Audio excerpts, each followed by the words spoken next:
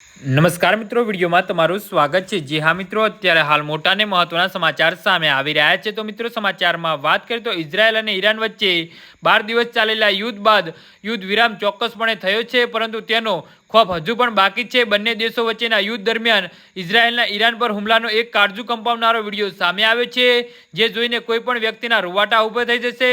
ઇઝરાયલે હુમલો ઈરાનની રાજધાની તેહરાન પણ કર્યો હતો। જી હા મિત્રો, અત્યારે હાલ મોટા અને દુઃખદ સમાચાર સામે આવી રહ્યા છે।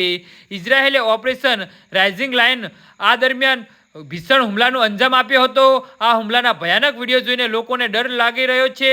સીસીટીવી ફૂટેજમાં જોઈ શકાય છે કે ઇઝરાયેલના વાયુસેના 12 દિવસ સુધી ચાલેલા યુદ્ધના છેલ્લા દિવસોમાં ઈરાનની રાજધાની તેહરાન પર સરકારી ઇમારત પર શ્રેણીબંધ હવાઈ હુમલા કર્યા હતા।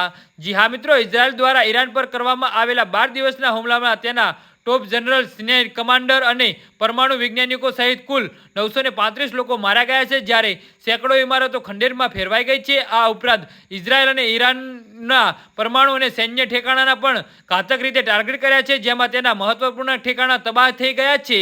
જી હા મિત્રો, તો આના વિશે તમારું શું કહેવું છે તો નીચે મારી કોમેન્ટ બોક્સમાં જરૂરથી જણાવજો। ધન્યવાદ।